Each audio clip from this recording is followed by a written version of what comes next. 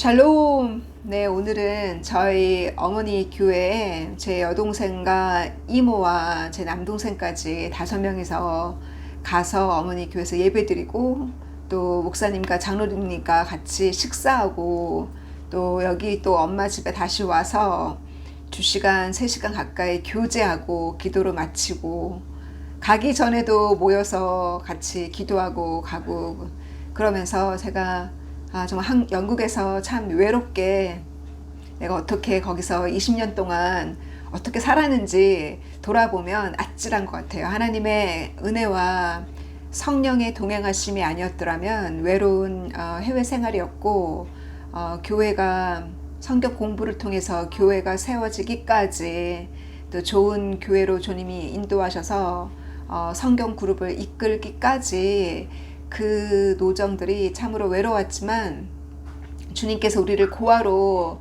놔두지 아니하시고 내가 성령을 보내서 너희가 더 이상 고아가 아니라 내가 떠나지만 성령이 너희를 보혜사처럼 우리의 유모가 되어서 우리를 보살피고 진리를 가르치시고 예수님이 가르쳐 주신 모든 말씀들이 생각나게 하시고 성령이 하나님의 의에 대해서 하나님의 심판에 대해서 모든 것을 밝힌다 하셨어요.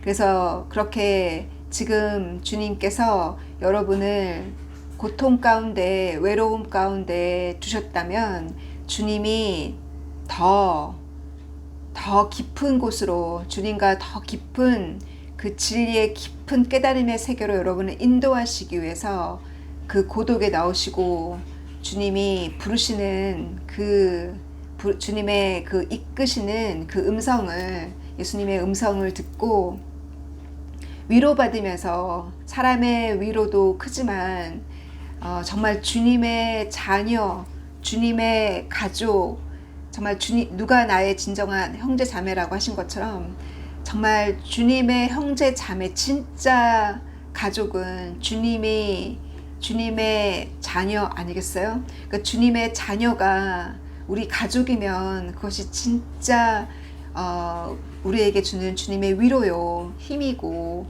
그러한 주님의 자녀가 집안에 없다면 바로 주님께서 여러분에게 그와 같은 위로가 되고 힘이 되어서 여러분이라는 한 사람의 교회가 서기까지 3년이 걸리고 3년 반이 걸리고 7년이 걸리는 그 노정, 그 속에서 절대 포기하지 말고 승리하시기를 그 7개의 교회에 주님 말씀하신 것처럼 너가 승리하면 낙원에 있는 나의 생명나무의 과실을 먹게 하리라는 그 약속처럼 여러분 안에 그 교회가 서기까지 승리하시기를 기도드려요. 그래서 이렇게 가족들과 함께 예배 가기 전에 기도 모임하고 또 예배 끝나고 와서 또 가족들과 더불어서 또 말씀을 나누면서 이것이 구역 예배고 이것이 셀 모임 아니겠어요? 그렇게 여러분께서 속한 그 교회 그 구역에서 그 셀 그룹에서 서로 교제하시면서 예배 끝나고 딱 가지 말고 그 셀 그룹 일주일에 한 번 있는 구역 모임에 빠지지 말고 꼭 함께 교제하시면서 홀로 가면 외로운 길 아니겠어요? 그러니 꼭 교제하시면서 가시고 여러분 안에 주님께서 기뻐하라 하셨는데 그 기뻐라는 말씀이 명령이기 때문에 기뻐하셔야 돼요. 일주일 동안 사실 아빠가 앉은 자리에 앉아서 아빠가 바라본 그 도봉산 어떤 그 아빠의 흔적들이 많잖아요. 구석구석. 그 눈물을 주님이 그 눈물을 어떻게 가져가셨냐면 저희 어머니가 기억력이 흐려지면서 제가 너무 염려가 돼서 동생들이랑 같이 어머니 뇌 스캔을 하기로 했거든요. 이와 같은 그 어머니를 살아있는 이 땅에 아직 우리와 함께 있는 어머니를 더 염려해야지 이미 주님께서 천국으로 데려가셔서 주님이 유산을 받으신 아빠를 위해서 눈물을 흘리기보다 이 땅에 아직 홀로 있는 너의 어머니를 위해서 걱정하고 그녀를 위해서 기도하고 그 초점을 주님이 바꿔주셨어요. 그래서 그 눈물을 주님이 가져가 주셨거든요. 그렇게 해주신 주님께 진실로 감사드리고, 엄마랑 같이 아침에 예배드리고 저녁에 예배드리고 이틀 3일 예배드리고 나서, 그리고 저는 눈물을 주님이 완전하게 가져가신 것 같아요. 이제는 주님께 감사드리고, 주님께서 이번 주 저에게 주신 말씀을 나누기 전에 제가 그 미국의 정보기관에서 일하시는 분의 어떤 간증을 들어보니까, 페루에서 정보를 들어보니까 페루의 되게 조용한 그 정글에 사는 그 마을 주민들이 누구의 공격을 받았냐면, 키가 200m가 넘는 얼굴이 파충류의 얼굴을 가진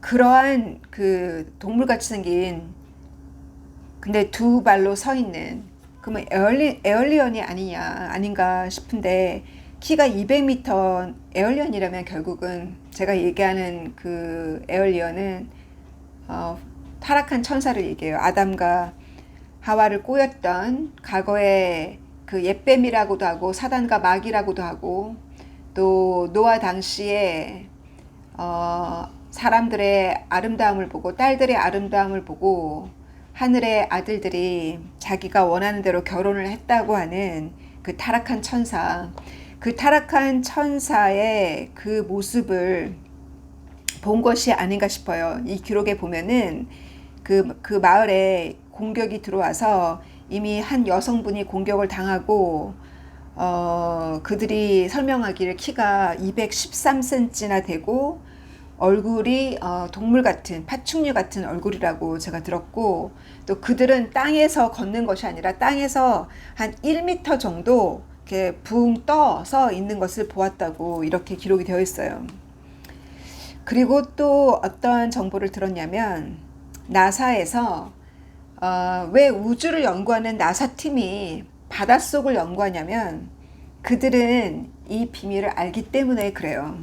이 에얼리언이, 그 UFO가, 그들이 그 파일럿들이 UFO를 쫓아서 막 가다 보면은 그들의 속도가 너무 빠르니까 잡지를 못하잖아요. 근데 결국은 어디로 사라지냐면 바다 깊은 곳으로 사라지기 때문에 잡을 수가 없는 거예요. 근데 바다 깊은 속으로 사라지니까 그거를 조사하기 위해서 바다 깊은 곳으로 들어갔겠죠.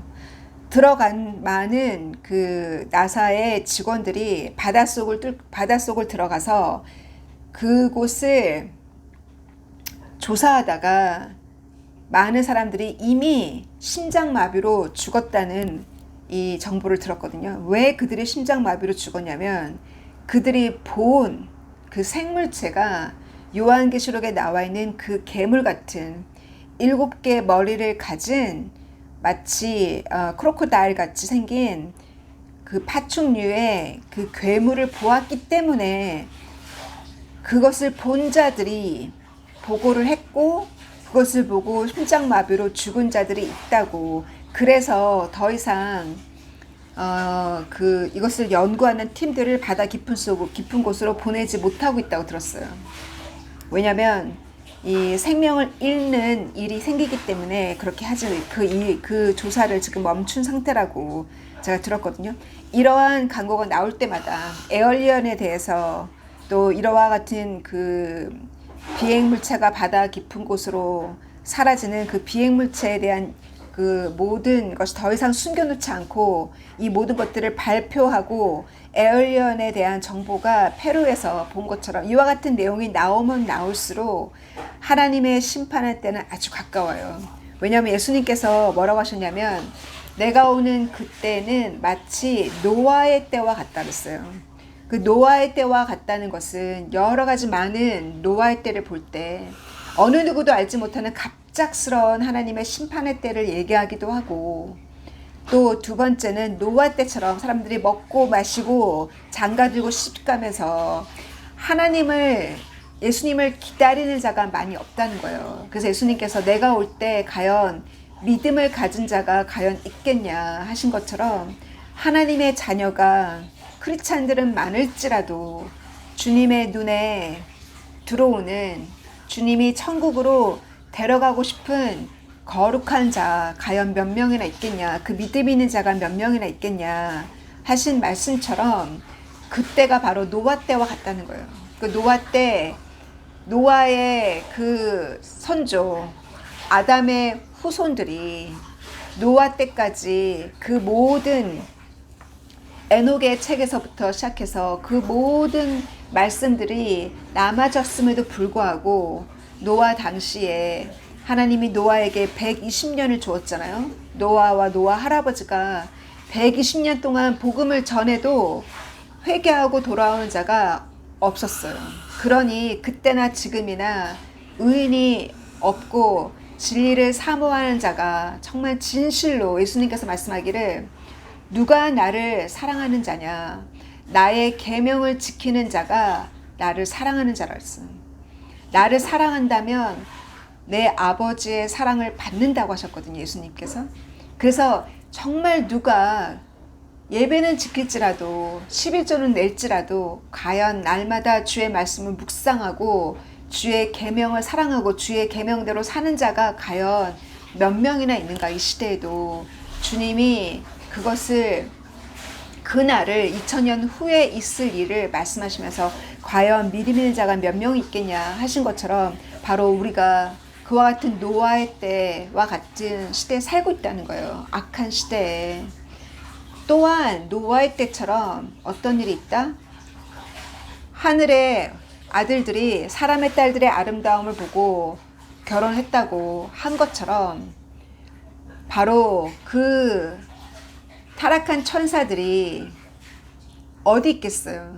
하늘나라에서 쫓겨났잖아요. 이사야서에 보면 자기 위치를 떠나서, 유다서에도 자기 위치를 떠나서 타락함으로 이 땅으로 내어 쫓겨서 하나님을 믿지 않는 자를 유혹시킨다고 했던 유다서의 말씀처럼, 그래서 그들이 숨어 있다가, 그동안은 숨어 있다가 왜 이제야 나오겠어요?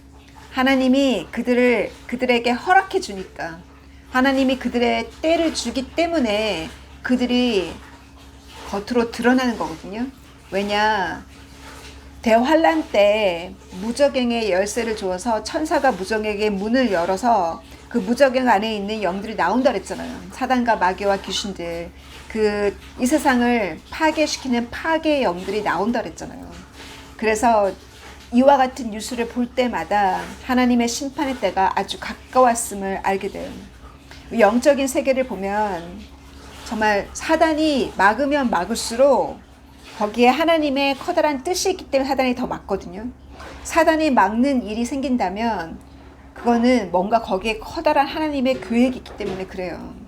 제가 전도하려고 아빠를 데려가신다면 저에게 이 모든 장례식을 통해서 100명을 주님이 채워달라고 제가 기도를 했는데, 그 중에 한 명, 제가 한 명 동생이랑 연락을 하고 있는데, 그 중에 한 명이 저희 외숙모의, 아이고 죄송합니다. 저희 외숙모의, 자리가 불편해서, 저희 외숙모의 딸인데, 사촌 동생인데, 복음을 넣으려고 했더니 전화가 왔어요. 오늘 우리 같이 모여서 예배 드리고 있는 전화가 왔어요. 외숙모한테. 내 딸이 나 따라서 교회를 나오고 싶어 한다고 이미 벌써 결정을 했더라고요. 얘기를 들어보니까 나 따라서 신앙생활을 하고 싶어 한다고. 그런데 그런 얘기를 엄마한테 흘렸더니 외숙모가 방금 공격이 들어왔어요. 나를 만나서 나에게 얘기하래요. 절대로 내 딸 만나서 복음 선포하지 말라고, 말씀 전하지 말라고. 그 얘기는 그만큼 하나님의 뜻이 있기 때문에, 그녀를 통해서 하나님이 하실 일이 있기 때문에 그렇게 공격이 들어오는 거거든요. 제가 공격이 들어온다고 그래서 제가 포기하지 않잖아요. 공격이 들어오면 들어올수록 거기 뜻이 있기 때문에 그래요. 영국에서도 쉽게 준비되어서 오는 사람도 있지만 사단과 마귀가 많이 막는, 영적으로 많이 어두운 것이 있어요. 영적으로 많이 어둡고 그 공격이 심하면 심할수록 그곳에 한번 뚫리면 그걸 통해서 하나님의 놀라운 기적의 역사가 일어나요. 그래서 우리가 포기하지 말고 영적인 세계는 이렇게 공격이 들어올지라도 포기하지 말고 사도 바울이 3차 전도 여행을 마치고 나서 예루살렘으로 와서 간증을 하려고 복음을 전하려고 예루살렘으로 올 때 예루살렘의 사람들이 거의 40명인가? 사도행전 23장을 보면은 거의 40명이 밥도 안 먹고 금식하면서 세례 요한을 죽이려고 작정을 하고 계획을 하고 있는 것을 바울이 누구 통해 들었냐면 바울의 여동생의 아들 통해서 들었어요.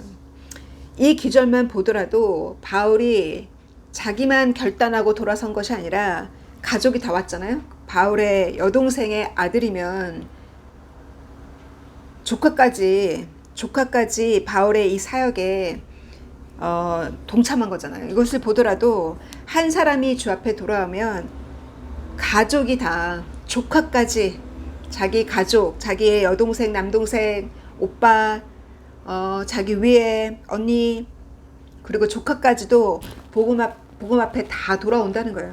그래서 그 언니의 남동생이 조카가 얘기하기를 지금 예루살렘에 가면은 이러이러한 일이 있다고 미리 얘기를 했잖아요. 그래서 결국은 이것을 로마 정치인에게 가서 전하고 그 로마로 다시 가서 그 시저 앞에 가서 간증을 할 수 있도록 나를 안전하게 이끌어 달라고 얘기를 하잖아요. 그래서 그들이 그렇게 시저가 아니다. 시저한테 가기 전에 그 이스라엘의 로마의 그 로마 정치 도시 로마가 세운 정치 도시가 그 바닷가에 있는 카세라 지역이잖아요. 그래서 그 카세라 지역에 있는 정치인을 만나러 가는 과정 중에 그 안전을 요청을 했어요.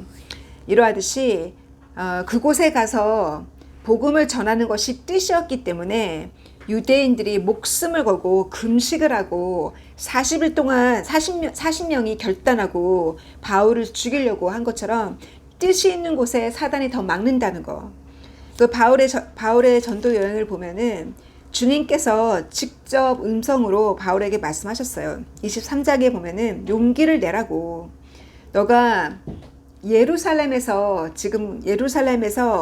나를 위해 간증한 것처럼 로마에 가서도 너가 간증해야 된다고 이렇게 하시고 그게 바울에게 맡기신 지상 명령이었잖아요. 가서 간증하는 것이. 우리에게 맡기신 지상 명령, 나에게 명령하신 그 명령, 그것을 수행해야 돼요.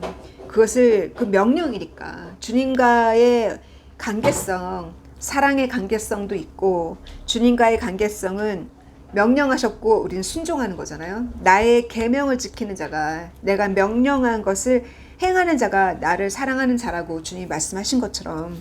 그래서 바울이 전도 여행할 때 주님께서 여러 번 직접 음성으로 바울에게 많이 말씀하셨어요. 말씀하시기를 고린도 교회도 내가 이곳에 나의 자녀가 많다고 바울에게 그렇게 말씀하셨고, 또 1차 전쟁인가 2차 전도 때 2차 복음의 순회를 갈 때도 바울의 계획이 없었는데 바울이 음성을 들었잖아요. 음성을 듣기를 말세도니아로 가라고 바울이 밤에 기도 중에 말세도니아 남자가 그 비전이 보여서 제발 말세도니아 와서 우리를 도와달라고 하는 음성을 듣고 비전을 보고 바울이 계획도 없던 그 2차 그 순회 과정 중에 말세도니아를 가잖아요. 이러하듯이 우리가 주님께서 저에게 이제 꿈에 누구를 만나라고 보여주시면 그 말씀대로 하기가 쉽지 않지만 여러분도 하기가 쉽지 않죠. 어떨 때는 내가 감당하기 힘든 사람 보여줄 땐 진짜 쉽지 않거든요. 그럼에도 불구하고 순종하면서 그렇게 하기 위해서 제가 장례식 때 제 사촌 언니였거든요. 사촌 언니를 주님이 꿈에 보여주셨기 때문에 저는 언니가 듣든지 말든지 간증했어요. 간증하고 언니랑 언니의 조카가 와서 조카는 아버지도 잃고 엄마도 잃고 사랑하는 할머니까지 잃어버린 또 사촌 언니도 엄마를 최근에 작년 이맘때 엄마를 잃고 그 외로운 인생 가운데 하나님이 그녀를 부르셨다는 걸 주님이 보여주셨거든요. 영국에 오기 직전에 언니 꿈을 보여주셨어요. 그래서 언니가 상처를 받든지 말든지 오해가 되든지 말든지 이제 언니가 가장 먼저 왔거든요. 저 장례식 첫날. 그래서 언니랑 언니 조카가 이렇게 앉아 있고 저는 저랑 저의 가족들은 아버지 사진 앞에서 예배 드렸거든요. 찬양하고 돌아가면서 기도했어요. 그 찬양 소리와 기도 소리를 조카가 저의 조카 또 언니의 조카가 다 들었어요. 다 들었고 언니도 무엇을 느꼈는지 모르겠지만 언니는 끝까지 그 자리를 지켰거든요. 그것만으로도 기적이에요. 언니는 불교 신자인데 우리의 믿음을 존중하신 거잖아요. 그래서 다시 나와서 제가 간증을 했거든요. 언니에게 언니가 끝에 이제 마지막에 언니 결론은 뭐냐면 그래도 너가 신앙이 있으니 너의 가족이 다 너의 신앙 앞에 같은 신앙 안에 같은 종교라고 언니는 표현하더라고요. 같은 종교 생활을 같이 하고 하나 되었기 때문에 아빠가 가셔도 외롭지 않으셨을 거라고 하면서 하나 된 그 종교가 있으니 좋다. 종교가 있으니 가셔도 슬프지 않고 그 믿음이 있으니 슬프지 않고 좋다. 이렇게만 언니는 이제 신앙으로 믿음으로 받아들이지는 않으셨지만 간증의 기회를 주님이 꿈에 보여주시는 대로 했어요. 그랬고 또 그 외에 많은 하객들이 왔을 때도 그분들이 우리의 찬양 소리를 들으셨고 기도 소리를 들으셨잖아요. 그래서 그렇게 주님께서 저에게 또 누구를 보내주셨냐면 제가 고모죠. 한 몇십 년 전에 20년도 더 됐어요. 몇십 년 전에 저 외갓댁에 저희 어머니의 큰오빠니까 외삼촌의 딸의 딸, 그러니 제가 이제 고모죠. 나는 그 자매가 제 조카가 나이가 26살인데 처음 봤어요. 26살에 제가 처음 봤으니 서로 얼굴을 처음 봤으니 얼마나 신기해요. 그래서 말씀을 잠깐 나누고 가기 전에 만나기로 했거든요. 그래서 열심히는 안 하지만 크리스찬이라고 하니까 서로 간증을 나누고 가기 전에 성경 공부로 지금 초대를 하려고 계획 중에 있어요. 이와 같이 주님께서 이 슬픈 일을 통해서 도리어 가족이 하나 되어서 기도하듯이 예수님께서 가실 때 예수님의 어머니를 요한에게 맡기셨잖아요. 그리고 요한에게도 어머니를 너의 어머니라고 소개를 하셨잖아요. 예수님이 그냥 가신 것이 아니라 이렇게 자기 친어머니를 엄마라고 어머니라고 부르지 않으시고 우먼하고 부르셨잖아요. 여자요. 그 우먼이라는 뜻은 사실은 히브리어로는 헬퍼거든요. 돕는 자, 협조자 이런 뜻이잖아요. 그래서 우먼이라고 부르시면서 요한에게 맡기신 걸 볼 때 저 개인적으로는 어떤 인간적인 아들이 아니라 메시아로서 그리고 그 어머니가 통곡하고 애통하는 것을 돕기 위해서 그 눈물을 가져가기 위해서 저는 정을 떼셨다고 생각해요. 내가 이렇게 십자가에 고통받는 이것이 더 이상 슬퍼하지 마시라고. 물론 우리도 상상하고 생각할 때마다 눈물이 나지만 더 이상 예수님께서 나를 위해 울지 말라 하셨어요. 더 이상 아빠가 천국에서 우리를 보시면 그러실 것 같아요. 더 이상 나를 위해서 울지 말라. 너희 엄마를 살피고 구원받지 못한 자들을 위해서 울고 계신 주님의 마음을 받아서 구원받지 못한 자들을 위해서 기도하고 그들을 위해서 눈물을 흘리라고 하실 것 같아요. 그래서 예수님께서 그렇게 나를 위해서 울 것이 아니라 예루살렘을 위해서 울라고 하셨잖아요. 바로 우리의 예루살렘이 어디 있겠어요? 나의 가족이고 나의 나의 사명의 터 아니겠어요? 나에게 부르신 나의 부름의 터, 내가 사역해야 될 그 터, 그들을 위해서 눈물로 기도하라 하신 그 말씀에 의지해서 여러분이 지금 울고 계시는 그 눈물이 저희처럼 지난 일주일 동안 가슴 아팠던 그 고통 중에 계시는 가족, 또 나 자신의 고통, 이 모든 그 고통으로부터 우리 외할머니가 요양원에서 100세부터 103세까지 3년 동안 되게 아프셨어요. 그때 복음 넣기가 얼마나 어려운지 결국은 저희 엄마를 통해서 복음을 받아들이시고 또 요양원에 수요일마다 주일마다 예배 드릴 때 오시는 목사님의 기도를 받으시고 예수님을 영접하셨거든요. 그래서 예수님을 만나기 위해서 103년이 걸렸어요. 103년. 그러하듯이 여러분의 가족 중에 아직도 믿지 않는 자가 고통 가운데 있다면 그 고통 가운데 주님 부르시는 거예요. 이 땅에서 고통받고 천국 가는 것이 감사하지. 이 땅에서 먹고 마시고 즐기다가 바깥 어두운 곳에 내어 쫓긴다면 그보다 더한 슬픔이 어디 있겠어요.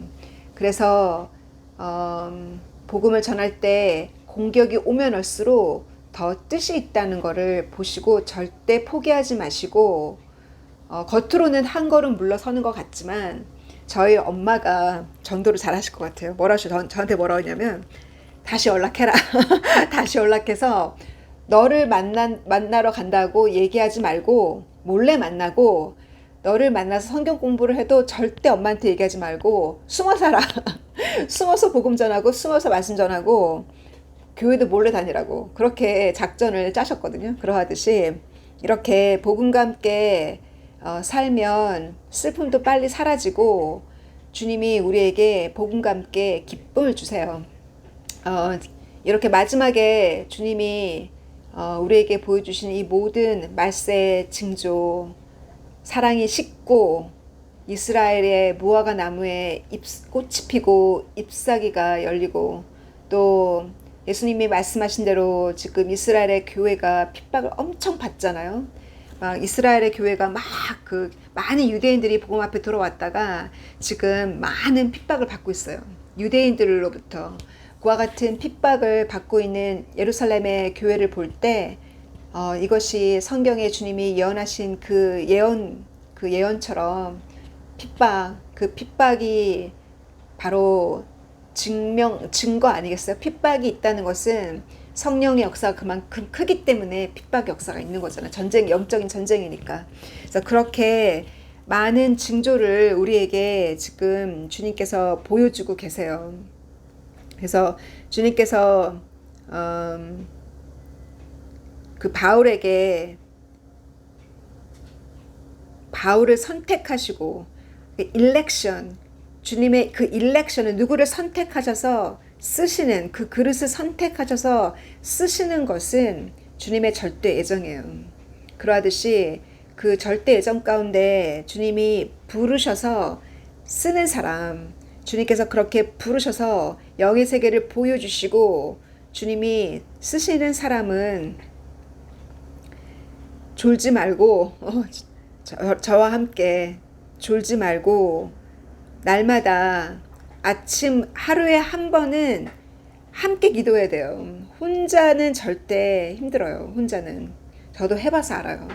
그래서 꼭 2명 이상 하루에 한 번 2명 이상 기도하는 자녀와 하든지 자녀가 아직 믿음 앞에 오지 않았더라면 형제 자매 중에 한 명을 붙들고 함께 기도해야 돼요. 그렇게 함께 아니면 교회가 있으면 더 좋죠. 그렇게 하루에 한 번 교회가 모여서 2명 이상 모인 곳이 교회니 교회가 모여서 기도하고 그 날마다 일어나는 영적인 전쟁에서 넘어지면 안 돼요. 여러분은 하나님이 말세의 사역꾼으로 부르셨다면, 말세의 추수꾼으로 부르셨다면 날마다 전쟁이에요. 그러니 날마다 그 제단이 패해지면 안 돼요. 저는 여기 있는 동안 엄마랑 아침 저녁으로 기도하니까 너무 좋거든요. 성경 같이 읽고 기도하고. 그래서 엄마랑 하시든지 이모랑 하시든지 자녀랑 하시든지 날마다 예배에 그 제단을 패하지 않기를 제가 응원드립니다. 그래서 주님께서 그 사도 바울의 그 노정처럼 저에게 정말 6년 만에 한국에 올해 2번 왔잖아요. 무슨 일이 있길래 6년 만에 한국에 이렇게 아버지 때문에 2번이나 오게 되는, 이거는 정말 아버지가 저에게 주신 선물이 아닌가. 이와 같은 일이 아니었더라면 제가 어찌 2번이나 와서 사랑하는 동생들과 가족들과 이렇게 시간을 보낼 수 있다는 것이 너무 감사하고, 저에게는 이것이 영적인 수련회이자 장례식이 영적인 수련회였고, 가족들과 함께하는 수련회였고, 저에게는 영적인 이것이 휴식이에요. 안식. 원래 목사님 7년 동안 목회하시면 1년, 영국에서는 1년 안식년을 주거든요. 그래서 저에게 안식년을 준다고 분명히 그 지난번에 5월에 왔을 때 말씀하셨는데, 그게 무엇인가 했더니 또 이렇게 안식을 주셨어요. 3주 동안. 주님께 감사드리고, 약속을 주님은 꼭 이뤄주시는 주님께 너무 감사드리고, 저희 아빠가 가시기 전에 작년 이맘때부터 많이 아프셨을 때, 코비드 걸리고 다시 바깥 출입이 불가능하셨을 때 저에게 늘 뭐라고 말씀하셨냐면, 저희 아빠도 그런 기도를 하셨어요. 내가 오래 아프지 않고, 쉬운 우리 아빠 말 표현에 의하면, 내가 너희들 실컷 벌어놓은 거 병원비 깎아먹지 않고 빨리 가게 기도해라 이러셨거든요. 난 절대, 아빠 그러셨어요. 난 절대 병원비 까먹지 않고 빨리 가겠다고. 이렇게 저희 아버지가 저희들 보고도 그렇게 기도하라 하셨고, 그렇게 병원에서도 말씀하셨고, 그렇게 늘 기도하셨어요. 그 기도대로 정말 저희 아버지 갑자기 병원으로 가시게 돼서 정말 딱 3주 만에 가셨거든요. 우리한테는 너무 안타깝지만 그것이 저희 아빠의 기도였고, 그 기도를 예수님이 들어주셨어요. 그러므로 우리의 눈물을 씻겨주신, 눈물을 가져가 주신 예수님께서 그 눈물을 흘리고 가슴 아파하는 마리아에게, 마리아가 예수님을 이렇게 붙드니까 나를 붙들지 말라고 하시잖아요. 그러면서 메리에게 사명을 주셨잖아요. 가서 내 형제에게 가서 말하라고, 베드로와 요한에게 가서 말하라고, 내가 부활했다고. 그렇게 말씀하신 것처럼 눈물을 흘리고 있는 자에게 정신을 바짝 차리게 가서 얘기하라고, 내가 부활한 것을 얘기하라고. 바울이 가는 곳마다 유대인들에게 설교의 핵심이 뭐냐면, 예수님이 구약의 모든 예언을 이루었다는 거, 모든 선지자들의 예언을 이루었다는 거. 시편 기자가 얘기한 대로 예수님이 그 옆구리에 찔림을 당하시고, 그 옷을 제비뽑기하고, 또 미가 선지자가 말한 대로 베들레헴에서 태어나셨고, 또 이사야 선지자가 말씀하신 대로 갈릴리의 영광이 비쳤고, 또 이사야 선지자가 말씀하신 대로 이방 땅의 빛이 되었고, 이스라엘만이 아니라 메시아는 the light of the Gentile 하셨잖아요. 이방의 빛이다. 이방의 빛을 전파하기 위해서 나라는 바울이라는 사람을 선택하셨다고 그렇게 말씀하시고, 예수님은 그 척박한 갈릴리 땅에 영광이 비쳤잖아요. 그렇게 예언하신 이사야 선지자의 말씀을 이뤘다. 그리고 이사야 53장에 나와 있는 그 고난의 주의 그 예언을 이뤘다고 설교. 그 모든 구약의 예언들을 다 이루셨고, 바울의 설교의 마지막 핵심 뭐냐면 죽은 자의 부활이었어요. 죽은 자의 부활, 바로 그분이 예수님이라고. 십자가에, 너희가 십자가에 못을 박은 그 십자가에서 숨을 거둔 그 예수가 무덤에 3일째 되는 날 그 예수가 부활했음을, 그 부활을 강조하고 그 부활을 간증하고 선포한 그 설교가, 그것이 간증의 핵심이었어요. 그래서 예수님을 전파하고 설교할 때 그 부분을 제가 또 사촌 언니 중에 믿지 않는 사촌 언니가 있어요. 또 다른 사촌 언니가 남편이 알코올 중독으로 죽어간다는 얘기를 요번에 와서 들었거든요. 제가 언니가 멀리서 왔는데, 일 끝나고 언니가 왔으니까 거의 9시에 왔는데 1시간밖에 시간이 없는 거예요. 또 멀리까지 가야 되니까, 인천인가 수원인가. 1시간 안에 제가 알고 있는 제가 힘을 다해서 마지막 예수님의 부활까지 제가 성경을 훑었거든요. 그래서 제일 마지막에 제가 무슨 얘기를 했냐면, 2013년에도 내가 영국에서 날라왔었다. 그때가 첫 번째 우리 아버지 장례식을 준비한다고 날라왔을 때, 그때 우리 아빠가 귀신을 보고, 귀신이 맨날 칼로